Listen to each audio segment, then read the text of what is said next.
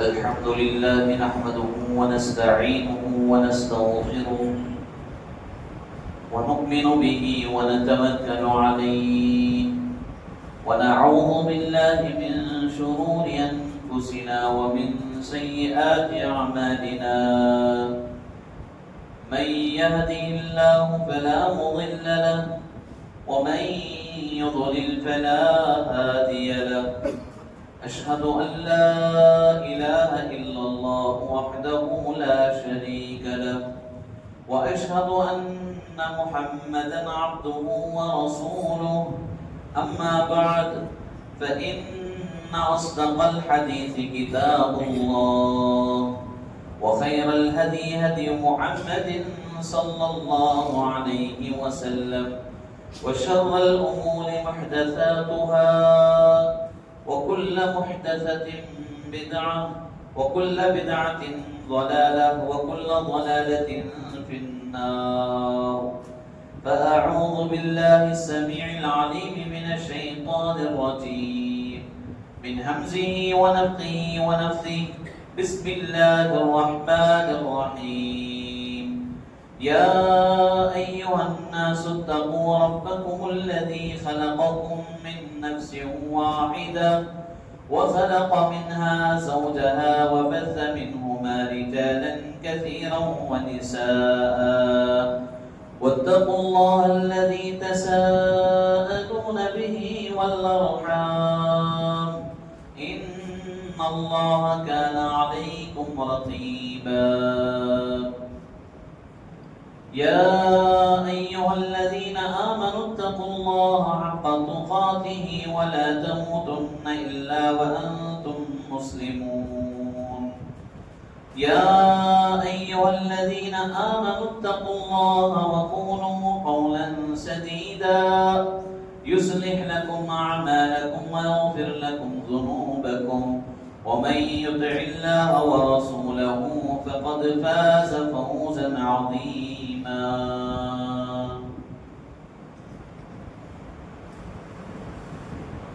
تمام قسم کی تعریف و توصیف حمد و ثنا کبریائی و بڑائی پاکیزگی بزرگی اسی اللہ وحدہ لا شریک لہ کے لیے لائق و زیبا ہے جو ہم تمام کا خالق ہے، مالک ہے، پروردگار ہے۔ انگنت و لا تعداد درود و سلام نازل ہو تمام انبیاء کرام پر، بالخصوص شفیع المذنبین، خاتم النبیین، سید المرسلین، رحمت للعالمین، محمد رسول اللہ صلی اللہ علیہ وسلم پر اللہ رب العزت کی بے انتہا رحمتیں سلامتیں نازل ہوں تمام صحابہ و صحابیات رضوان اللہ علیہم اجمعین پر، تابعین، تبع تابعین، ائمہ، مجتہدین، فقہاء و محدثین، سلف صالحین پر۔ قابل قدر حاضرین جمعہ، اللہ رب العزت کا اس بات پر بھی بڑا شکر احسان ہے کہ وقت پر ہمیں جمعہ کی مجلس میں بیٹھنے کی توفیق عطا فرمائی، اور مقصد یہ ہے کہ کتاب و سنت کی روشنی میں کچھ باتیں بتائی جائیں، سنائی جائیں، اور اس کے مطابق ہم اپنی زندگی کو عملی زندگی بنا سکیں۔ ہمیں دیکھنا یہ چاہیے کہ ہماری زندگی میں ایسے کئی جمعہ کے خطبے گزر رہے ہیں، دینی اجتماعات گزر رہے ہیں، کتاب و سنت کی کئی باتیں ہم سنتے ہیں، کیا ان باتوں پر عمل کی ہمیں ہدایت ملتی ہے کہ نہیں ملتی؟ ایک مومن بندہ اس بات کا ضرور و محاسبہ کرتا ہے کہ جو بات میں سن رہا ہوں، جو بات میں قرآن اور حدیث کی روشنی میں پڑھ رہا ہوں، اس بات پر عمل کی توفیق مجھے نصیب ہو رہی کہ نہیں ہو رہی ہے؟ اگر ان باتوں پر عمل کی توفیق نصیب ہو رہی ہے تو یقیناً اس بندے کو اللہ کی جانب سے اس عمل کی ہدایت نصیب ہوئی ہے۔ اگر ان باتوں پر عمل کی اسے توفیق نہیں تو پھر وہ کہیں نہ کہیں ہدایت سے دور ہے۔ وہ ہدایت جو کامل ہدایت کہلاتی ہے، وہ ہدایت جس کی ہم روزانہ نمازوں میں دعا مانگتے ہیں، سورہ فاتحہ کی آیت جو کہ ہر رکعت میں ہم پڑھتے ہیں اہدنا الصراط المستقیم، پروردگارا صراط مستقیم کی ہمیں ہدایت عطا فرما۔ یہاں جو سیدھے راستے کی ہدایت مانگی جا رہی ہے، کیا اتنا مانگنا کافی ہے؟ شریعت اسلامیہ کی تعلیمات پر اگر ہم غور کرتے ہیں تو یہ بات روز روشن کی طرح عیاں ہو جاتی ہے کہ صرف اتنا ہدایت کی دعا مانگنا کافی نہیں ہے، بلکہ کامل ہدایت کے لیے اور بھی چند تعلیمات ہیں، ان تعلیمات کو اپنی زندگی کا عملی حصہ بنانے کی ضرورت ہے۔ کچھ اسباب بیان کیے گئے ہیں جن پر عمل کرنے کی وجہ سے انسان کو کامل ہدایت نصیب ہو سکتی ہے، مکمل ہدایت نصیب ہو سکتی ہے۔ اہدنا الصراط المستقیم کی جو دعا ہم ہر رکعت میں پڑھتے ہیں، اس دعا کا مفہوم، اس کا مطلب صحیح معنوں میں ہمیں معلوم نہیں ہے۔ دعا کا ترجمہ تو معلوم ہے، سیدھے راستے کی ہدایت اللہ سے طلب کی جا رہی ہے، لیکن ہدایت میں جو کامل ہدایت ہمیں ملنی ہے، اس ہدایت سے کہیں نہ کہیں ہم دور ہوتے جا رہے ہیں۔ اس روئے زمین پر اللہ تبارک و تعالیٰ کی بے شمار نعمتیں ہیں، اتنی نعمتیں کہ ان کا شمار ہم نہیں کر سکتے۔ وَإِن تَعُدُّوا نِعْمَةَ اللَّهِ لَا تُحْصُوهَا، اگر اللہ کی نعمتوں کو شمار کرنا چاہو، گننا چاہو تو تم گن نہیں سکتے، اتنی نعمتیں۔ اور زمین کے ناحیے سے اگر دیکھا جائے، جس طرح جنت کے اندر جنتیوں کو سب سے بڑی نعمت کوئی ملے گی تو وہ رب العالمین کا دیدار ہے۔ اللہ تعالیٰ مجھے اور آپ کو نصیب فرمائے، آمین۔ ایسے ہی اس روئے زمین پر اگر دیکھا جائے، سب سے بڑی نعمت اگر کوئی ہے تو وہ ہدایت کا ملنا ہے۔ اگر ہدایت نصیب نہیں ہوتی اسلام کی تو میں اور آپ کہاں بھٹک رہے ہوتے، اس کا ہم اندازہ بھی نہیں کر سکتے۔ اور آج ہمارے آنکھوں کے سامنے اسلام کے علاوہ اور بھی ادیان ہیں، ان ادیان پر عمل کرنے والوں کو آپ دیکھیں کیسے باطل افکار و نظریات پر وہ عمل کر رہے ہیں، کیسی گندی رسم و رواج ان کے اندر موجود ہے، اور کیسے ظالمانہ حرکتیں ان کی تہواروں کا حصہ ہے، ان کے دین کا حصہ ہے۔ اللہ نے مجھے اور آپ کو ان سارے قبیح اعمال سے بچا لیا، اس بات کا بڑا شکر ہے، اللہ کا بڑا احسان ہے۔ تو اس زمین کے اوپر سب سے بڑی ہدایت، سب سے بڑی چیز، سب سے بڑی نعمت وہ اسلام کی ہدایت ہے۔ اور اسلام میں داخل ہونے کے بعد، اسلام میں پوری طرح آ جانے کے بعد جو بڑی نعمت مانی جاتی ہے وہ فہم سلف کے مطابق عمل کرنا۔ یعنی مسلمانوں میں کئی قسم کے مسلمان آپ کو ملیں گے، لیکن ہر مسلمان کامیاب نہیں ہے۔ کامیاب مسلمان وہی ہے جو قرآن اور حدیث کو فہم سلف کے مطابق پڑھتا ہے، سمجھتا ہے اور زندگی کا اس کو حصہ بناتا ہے۔ تو یہ کسی کو نصیب ہو گیا تو اسلام میں سب سے بڑی نعمت اس کو مل گئی۔ میرے بھائیوں، ایسی کامل ہدایت حاصل کرنے کے لیے چند اسباب اسلام کے اندر بیان کیے گئے ہیں۔ ان اسباب کو اگر ہم پکڑ لیں، یقیناً انشاءاللہ دنیا میں بھی اور آخرت میں بھی کامیاب ہو سکتے ہیں اور کامل ہدایت پانے والے ہو سکتے ہیں۔ ان اسباب میں سب سے پہلا سبب اللہ رب العزت سے ہدایت کی دعا مانگتے رہنا چاہیے۔ بہت سے لوگوں کو دیکھا جاتا ہے کہ ہم مسلمان ہیں، یہی ہمارے لیے کافی ہے، اس غلط فہمی کے شکار ہو کر ہدایت کی دعا نہیں مانگتے۔ اور بعض لوگ یہ تصور کرتے ہیں کہ مسلمان ہو گئے تو یہی ہدایت ہے، اس کے علاوہ اور کچھ نہیں ہے، اور اسی کے ذریعے ہم جنت میں بھی جا سکتے ہیں۔ یہ غلط فہمی ہے۔ اور ہدایت کئی چیزوں کے مجموعے کا نام ہے۔ کئی چیزیں جب جڑتی ہیں، ملتی ہیں تو وہ کامل ہدایت کہلاتی ہے۔ اور جس کسی کو کامل ہدایت مل گئی، یقین مانیے اس کو جنت مل گئی۔ اور ہماری زندگی کا یہی مقصد ہے کہ ہم اللہ رب العالمین کی بندگی کیوں کرتے ہیں؟ تاکہ اللہ تبارک و تعالی بدلے میں ہمیں جنت نصیب فرمائے۔ انعام کے طور پر اللہ تعالیٰ ہمیں جنت الفردوس عطا کرے، یہ ہمارا بنیادی مقصد ہے۔ اور جس کو کامل ہدایت نصیب ہو گئی اس کو جنت مل گئی انشاءاللہ۔ تو سب سے پہلا سبب ہے اللہ رب العزت سے دعا مانگتے رہنا ہدایت کی۔ جامع ترمذی کی ایک صحیح ترین روایت ہے، علامہ البانی رحمۃ اللہ علیہ نے اس کو صحیح قرار دیا۔ امام ابو عیسیٰ ترمذی رحمۃ اللہ علیہ نے اس حدیث کو 2140 کے تحت نقل فرمایا، اور اس روایت کے اندر پیارے نبی صلی اللہ علیہ وسلم کی ایک دعا بتلائی گئی۔ اللہ کے نبی وقت کے نبی ہیں، پیغمبر ہیں، رسول ہیں، اس کے باوجود دعا مانگ رہے ہیں۔ کیا دعا مانگی جا رہی ہے؟ یا مقلب القلوب ثبت قلبی علی دینک، اے دلوں کو پھیرنے والے میرے دل کو تیرے دین پر ثابت قدم رکھ۔ کتنی پیاری دعا ہے۔ دین پر ثابت قدمی نصیب ہونا یہ حقیقی ہدایت ہے۔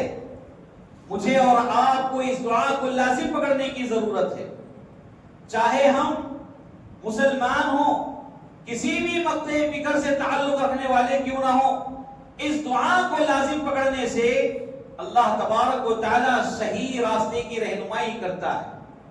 مسلمانوں میں کئی لوگ بھٹکے ہوئے ہیں، گمراہ نظر آتے ہیں، اگر وہ لوگ اس دعا کو لازم پکڑیں یقیناً ان کے راستے کو اللہ تبارک و تعالی قرآن اور حدیث کا راستے کی طرف لائے گا، اور ان کی منزل کتاب و سنت بنائے گا۔ یا مقلب القلوب ثبت قلبی علی دینک، اے دلوں کو پھیرنے والی ذات، یعنی اللہ رب العالمین سے مخاطب ہیں۔ اللہ کے نبی صلی اللہ علیہ وسلم کہہ رہے ہیں کہ میرے دل کو تیرے دین پر ثابت قدم رکھ۔ تو یہ دعا ہمیشہ مانگتے رہنا چاہیے۔ یہ دعا نہ مانگنے کا انجام کیا ہے؟ اس دعا کے لازم نہ پکڑنے کی وجہ سے وقتاً فوقتاً ہمارے پیر ڈگمگاتے ہیں اور گناہوں کی طرف ہم آگے بڑھ جاتے ہیں، اور ایسے گناہ کر جاتے ہیں جس کا تصور ہم سوچ بھی نہیں سکتے۔ بڑے بڑے گناہ ہم سے ہو جاتے ہیں، کیوں؟ اس لیے کہ ہمارے پیر ثابت قدمی کے طور پر دین پر ٹکے ہوئے نہیں ہیں، جمے ہوئے نہیں ہیں۔ تو گناہوں کی طرف ادھر ادھر آدمی بھٹکنے لگتا ہے، گمراہی کی طرف جا سکتا ہے۔ لہذا سب سے پہلا سبب ہدایت کی دعا اللہ رب العزت سے مانگتے رہنا چاہیے۔ دوسرا سبب اللہ تبارک و تعالیٰ کی طرف سے جو نازل کردہ کتاب ہے قرآن مجید، اس کتاب کو لازم پکڑنا، اس کے ساتھ اپنا تعلق مضبوط بنانا، کیونکہ یہ کتاب معمولی کتاب نہیں ہے۔ سبحان اللہ، اس کتاب کے اندر اللہ تبارک و تعالیٰ نے ہدایت رکھا۔ جو لوگ اس کتاب کو غور و تدبر کے ساتھ پڑھتے ہیں انہیں حقیقی ہدایت نصیب ہوتی ہے۔ جیسا کہ اللہ تعالیٰ اس کتاب کا تعارف بیان کرتے ہوئے اس کے ابتدائی حصے میں ہی سورہ بقرہ کی آیت نمبر 2 میں بیان کیا، ذَلِكَ الْكِتَابُ لَا رَيْبَ فِيهِ هُدًى لِّلْمُتَّقِينَ، یہ ایسی کتاب ہے کہ اس کتاب کے اندر ذرہ برابر بھی شک و شبہ کرنے کی گنجائش نہیں، سارے شکوک و شبہات سے پاکیزہ یہ کتاب ہے، هُدًى لِّلْمُتَّقِينَ، اور متقیوں کے لیے یہ ہدایت کی کتاب ہے۔ تو میرے بھائیوں، جو کامل ہدایت چاہتے ہیں وہ اللہ رب العالمین سے ہدایت کی دعا کرنے کے ساتھ ساتھ اس کی کتاب قرآن مجید کو لازم پکڑیں۔ قرآن مجید کو لازم پکڑنے کا مطلب یہ ہے کہ اس قرآن کی تلاوت کریں، اس کو پڑھیں، اور اس بات کو سمجھنے کی کوشش کریں کہ اللہ تبارک و تعالیٰ اس کے اندر کیا باتیں بیان کر رہا ہے، ہمیں کن باتوں کا حکم دیا جا رہا ہے، پھر ان باتوں کو اپنی زندگی کا عملی حصہ بنائے تو یقیناً اس آدمی کو اللہ کی جانب سے کامل ہدایت نصیب ہوتی ہے۔ مسلمانوں میں ایک بڑا طبقہ جو شرک کرتا نظر آتا ہے، اور ایک طبقہ جو بدعتوں میں گمراہ ہے، ان کی زندگی اٹھنا بیٹھنا چلنا پھرنا شرک و بدعات میں لت پت ہے۔ اور یہ کیوں ہوتا ہے؟ یہ لوگ اللہ کی کتاب کی تعلیمات سے غافل ہیں۔ جس دن یہ لوگ اللہ کی کتاب کھول کر اس کی تعلیمات کو پڑھنے لگیں گے، سمجھنے لگیں گے، اپنی زندگی کا حصہ بنائیں گے، یقین مانیے کہ ہماری زندگیوں سے شرک و بدعت ختم ہو جاتا ہے۔ جس شرک و بدعت کی وجہ سے انسان پر جنت کو حرام کر دیا گیا، جس شرک و بدعت کی وجہ سے انسان کے مقدر میں ضلالت و گمراہی لکھ دی گئی، اللہ تبارک و تعالیٰ ایسی چیزوں سے اس کو بچا لیتا ہے، شرط ہے کہ قرآن کو لازم پکڑے۔ بہت سے بھائیوں کو دیکھا جاتا ہے دنیاوی کتابوں میں دنیاوی کتابوں کے پڑھنے میں بڑا شوق اور ذوق ہوتا ہے، فلاں سبجیکٹ کی کتاب، فلاں فن کی کتاب اور فلاں اچھی کتاب سے ہماری بڑی دلچسپی رہتی ہے۔ اس سبجیکٹ کے اندر ایک کتاب نہیں 10 کتاب ہم پڑھ لیتے ہیں، لیکن قرآن مجید پڑھنے کی توفیق نہیں ہوتی۔ آج تو قرآن مجید پڑھنے کے بہت سارے سہولیات بھی ہیں، ہماری اپنی زبانوں میں قرآن مجید پرنٹ ہو کر آ رہا ہے، اس کے باوجود ہم پڑھتے نہیں ہیں۔ کیوں؟ شیطان جو ہمارے پیچھے لگا ہوا ہے یہ ہمیں دوست نظر آتا ہے، جبکہ اللہ رب العالمین نے اس کو کھلا دشمن کہا۔ لیکن جب شیطان کسی کا دوست بن جاتا ہے تو شیطان اس کو قرآن کھولنے بھی نہیں دیتا، قرآن پڑھنے بھی نہیں دیتا۔ بہت سے لوگ اس غلط فہمی میں ہیں کہ قرآن عربی میں ہی پڑھا جائے، لیکن مجھے عربی آتی نہیں ہے اور عربی سیکھنے میں ہی وقت نکلتا جا رہا ہے، عربی سیکھ بھی نہیں پا رہے ہیں۔ لیکن یقین مانیے اس میں صرف اور صرف نقصان ہمارا ہے، ہدایت سے دور ہم ہو رہے ہیں، اور جو آدمی ہدایت سے دور ہوگا کفر و دلالت کی گمراہی میں جا گرے گا اور اس کا ٹھکانہ دوزخ ہوگا، اور دوزخ بہت برا ٹھکانہ ہے۔ میرے بھائیوں، قرآن مجید کو لازم پکڑو، یہ دستور ہدایت ہے، اور قرآن مجید کو لازم پکڑنے میں ہی مسلمانوں کی عزت ہے، ان کی شان ہے، ان کا مقام اسی میں بیان کیا گیا۔ جس دن مسلمان قوم اللہ کی اس کتاب کو ذلت و حقارت کی نظر سے دیکھنے لگی، اس دن سے لوگوں کی نظروں میں مسلمان ذلیل و رسوا ہو رہے۔ لہذا قرآن مجید کو لازم پکڑنا یہ کامل ہدایت کے حاصل کرنے میں بنیادی سبب بیان کیا گیا۔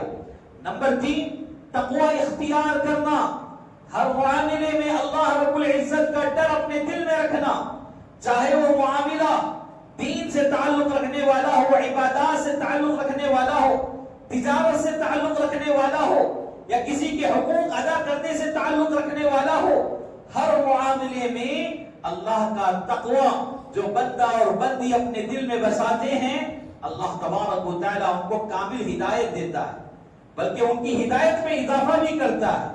جیسا کہ قرآن مجید میں سورہ مریم کی آیت نمبر 76 میں اللہ تبارک و تعالیٰ فرما رہا ہے وَيَزِيدُ اللَّهُ الَّذِينَ اهْتَدَوْا هُدًى، کہ جو اللہ رب العالمین کی ہدایت جو ہے اس کو حاصل کرنے کے لیے تقوی اختیار کرتا ہے، اللہ کا ڈر اور خوف اپنے دل میں پیدا کرتا ہے، اللہ تبارک و تعالیٰ اسے ہدایت عطا کرتا ہے۔ ہدایت عطا کرنا ہی نہیں بلکہ اس میں اضافہ کر کے اسے انعام دیتا ہے۔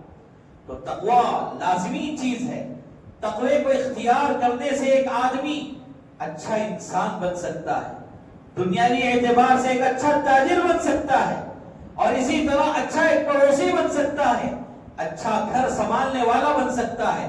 کتنے فائدے ہیں تقوی کے اندر، اگر میں تقوی کے فائدے گناتا جاؤں تو اسی پر 4-5 جمعہ کے خطبے نکل جائیں گے۔ اشارہ کرنا یہی مقصود ہے کہ کامل ہدایت پانے کے لیے تیسرا سبب ہے تقوی اختیار کرنا۔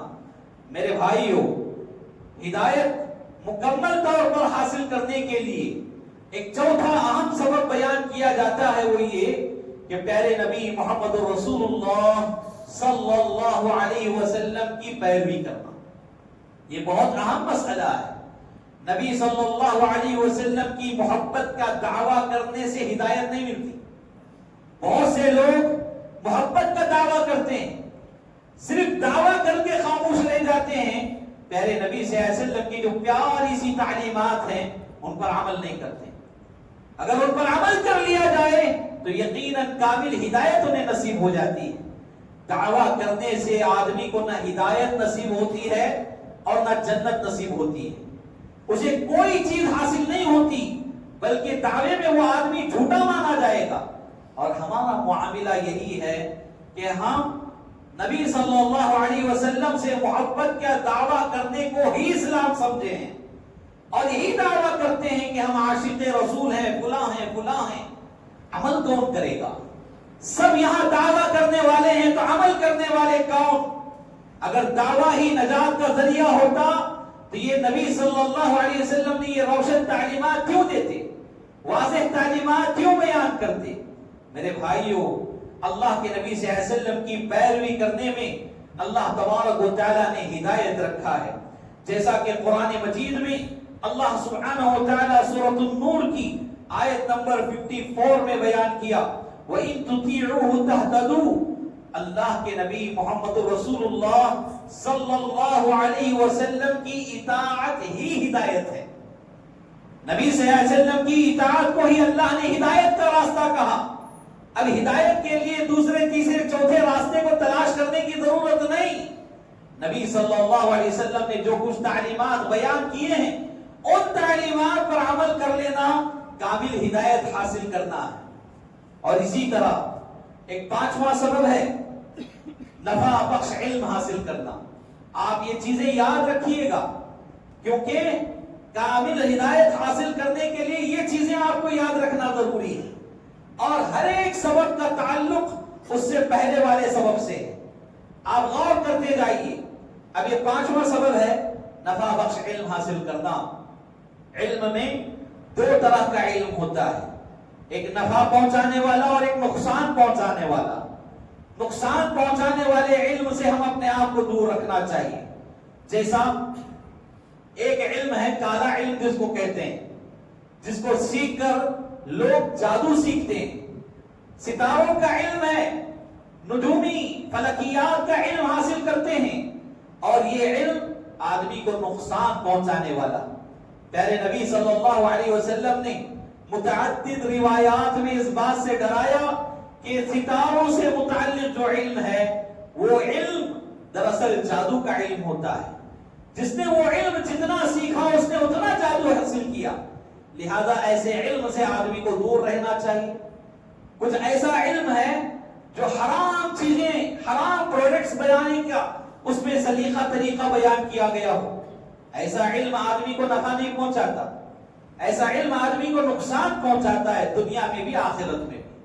لیکن ہمیں کون سا علم حاصل کرنا ہے؟ نفع بخش علم، ایسا علم جو ہمیں نفع پہنچائے، فائدہ پہنچائے دنیا میں بھی آخرت میں بھی۔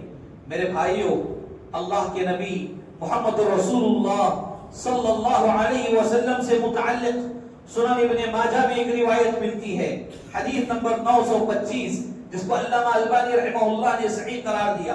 اس روایت میں اللہ کے نبی صلی اللہ علیہ وسلم اللہ رب العزت سے دعا مانگ رہے ہیں، اللہم انی اسألک علما نافعا، اے پروردگارا میں تجھ سے نفع بخش علم کا سوال کرتا ہوں، میں تجھ سے نفع پہنچانے والے علم کی طلب کرتا ہوں، مجھے نفع بخش علم عطا فرما۔ کتنی پیاری دعا ہے، اور دعا مانگنے والے کون؟ میرے اور آپ کے ہادی و رہبر محمد رسول اللہ صلی اللہ علیہ وسلم۔ جب اللہ کے نبی محمد رسول اللہ صلی اللہ علیہ وسلم نفع بخش علم کی دعا مانگ رہے ہیں، اور ہم ہیں کہ دعا مانگے بغیر ہدایت کی امید لگائیں، یہ کیسی بات ہے؟ لہذا کامل ہدایت کے لیے آدمی کو نفع بخش علم کی دعا بھی مانگنا چاہیے، اور نفع بخش علم حاصل کرنے کی کوشش بھی کرنا چاہیے۔ یہاں ایک نقطہ میں بیان کرنا چاہ رہا ہوں، وہ پوائنٹ کیا ہے؟ عام طور پر لوگ نفع بخش علم کی جہاں مجلسیں ہوتی ہیں ان مجلسوں میں نہیں بیٹھتے، ان مجلسوں سے اپنا تعلق دور کر دیتے ہیں، اپنا تعلق توڑ لیتے ہیں۔ ایسا کرنے والے کہیں نہ کہیں کامل ہدایت سے محروم ہو رہے ہیں، کامل ہدایت انہیں نصیب نہیں ہو سکتی۔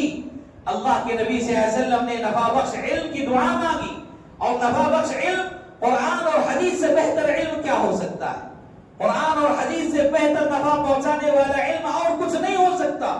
لیکن جہاں قرآن اور حدیث کی بات کی جاتی ہے وہاں ہم لوگ بیٹھنے کے لیے تیار نہیں، سننے کے لیے تیار نہیں، اور وہاں طرح طرح کے افکار و نظریات، طرح طرح کے باطل فکروں کے شکار ہو کر اپنے آپ کو ایک علامہ، مفتی، علماء کے درجے میں رکھ کر پیٹ پھیر کر ان نفع بخش علم کی مجلسوں سے اٹھ کر جانا گویا کہ ہدایت سے اپنے آپ کو محروم کرنا۔ میرے بھائیوں، جہاں نفع بخش علم ملے فوراً اس علم کو حاصل کر لے۔ نمبر 6، چھٹا سبب کیا ہے؟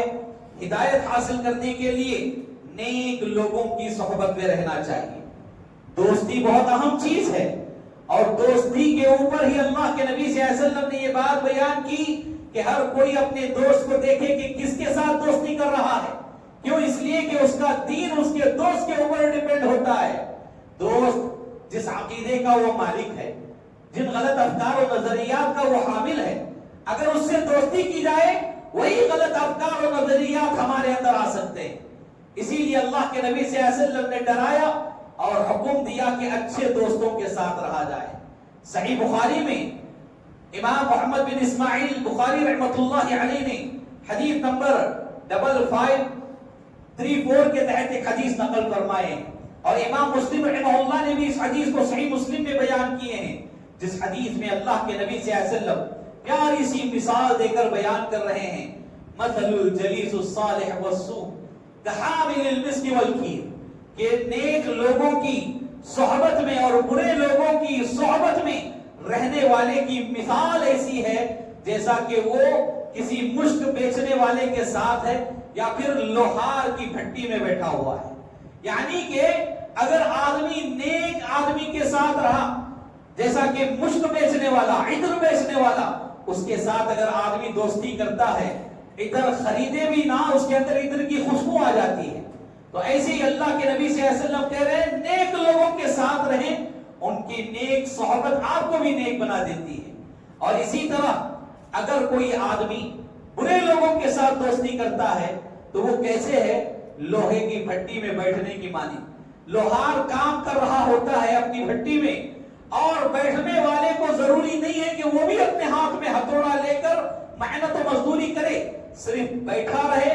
بیٹھا رہنے سے لوہار کی بھٹی کی جو چنگاریاں ہیں یا تو اس کے کپڑے کو نقصان پہنچا سکتی ہیں، یا اس بھٹی کی تپش گرمی اس کے اندر پسینے کی بدبو پیدا کر دیتی ہے۔ اللہ کے نبی صلی اللہ علیہ وسلم نے یہ مثال دے کر بیان کی، نیک لوگوں کے ساتھ رہو گے تو نیک بنو گے، برے لوگوں کے ساتھ رہو گے تو برے بنو گے۔ میرے بھائیوں، ہدایت کے حاصل کرنے کے لیے اچھے لوگوں کی صحبت، نیک نمازی متقی پرہیزگار دوستوں کے ساتھ دوستی کی جائے، یہاں ہدایت نصیب ہوتی ہے۔ وہی اگر شراب پینے والا دوست، جوا کھیلنے والا دوست، زنا کے اڈوں پہ اس کا نام واہوائی سے لیا جانے والا دوست، اور اسی طرح بے حیائی اور ریانیت میں مشہور دوست، بے نمازی، منکرات میں آگے بڑھنے والا، زندگی بھر گناہ کرنے والا، اور نہ ماں باپ کی خدمت کرتا ہے، نہ باپ کی اطاعت کرتا ہے، نہ اسلامی تعلیمات کی کوئی پرواہ ہے، صرف عیش و عشرت کے ساتھ زندگی کرنے والا، ایسے دوستوں کے ساتھ دوستی کرو گے تو آپ بھی ویسے ہی بن جاؤ گے۔ تو لہذا ہدایت کامل ہدایت حاصل کرنے کے لیے نیک لوگوں کی صحبت اختیار کرنا چاہیے۔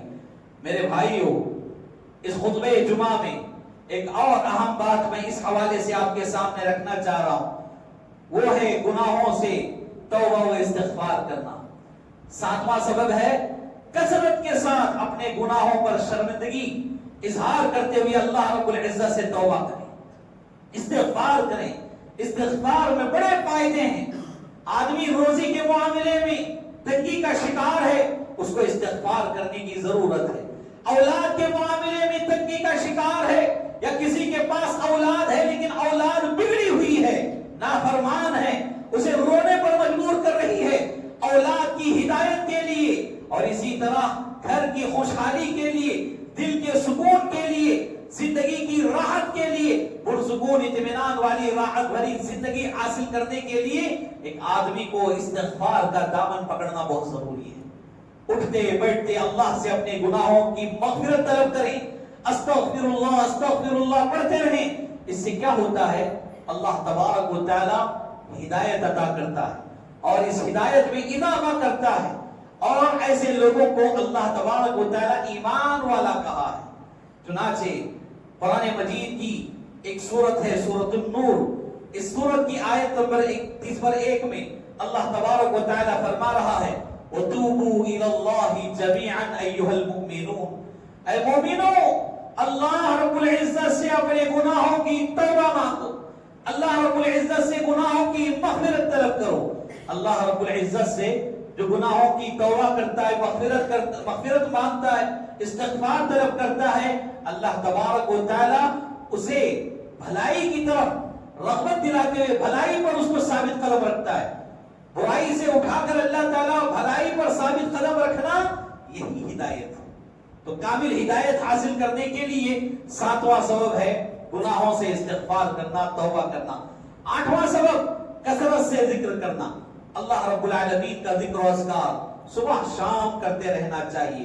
صبح کے اذکار ہیں، شام کے اذکار ہیں، ان دعاؤں کا کثرت سے جو بندہ اور بندی اہتمام کرتے ہیں، اللہ تبارک و تعالیٰ انہیں کامل ہدایت عطا کرتا ہے. چنانچہ سورہ بقرہ کی آیت نمبر 150 میں اللہ تبارک و تعالیٰ نے کہا فَاذْكُرُونِي أَذْكُرُكُمْ، میرے بندو تم مجھے یاد کرو میں تمہیں یاد کروں گا. اللہ تبارک و تعالیٰ کا یاد کرنا یہ ہدایت ہے. اللہ رب العزت ہمیں یاد کرے، ہم تو اللہ کو یاد کریں گے، ہم اس کے محتاج ہیں، ہم اس کے محتاج ہیں، ہمارے لیے دوسرا کوئی آپشن نہیں ہے. لیکن اللہ تبارک و تعالیٰ اپنے محبوب بندوں کو یاد فرمائے تو اس سے بڑی ہدایت ہمارے لیے کیا ہو سکتی ہے. لہذا ذکر و اذکار کے معاملے میں تغافل نہ برتیں، سستی اور لاپرواہی کا شکار نہ کریں. لوگ طرح طرح کی پریشانیوں میں آج جھوج رہے ہیں، اس کی بنیادی وجہ ذکر و اذکار سے غافل رہنا ہے. جو آدمی ذکر و اذکار کا پابند رہتا ہے وہ دنیا کی پریشانیوں سے، مصیبتوں سے بچا لیا جاتا ہے اور کامل ہدایت اس بندے کو نصیب ہوتی ہے. میرے بھائیوں، ایک 9واں سبب ہے صبر و استقامت. ہم جس دین کے اوپر ہیں، اس دین پر بہت سے مسائل ہمارے ساتھ ہوں گے اور یہ دین حق کی پہچان ہونے کی علامت ہے کہ ہمارے راستے میں کانٹے بچھائے جائیں گے. کانٹوں سے مراد رکاوٹیں. آج کے دور میں اگر کانٹوں سے مراد بات کی جائے تو رکاوٹیں ہیں. مسلمانوں کے لیے قدم قدم پر رکاوٹیں. دشمنان اسلام ہر چار دیواری سے یہ کوشش کرتے رہیں گے کہ مسلمانوں کو پریشان کیا جائے، انہیں ان کے دین کو چھوڑنے پر مجبور کیا جائے.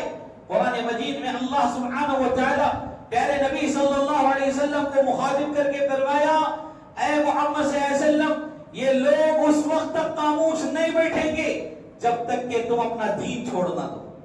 تمہارے دین چھوڑنے پر ہی ان کو سکون ملے گا، جب تک وہ تمہیں پریشان کرتے رہیں گے.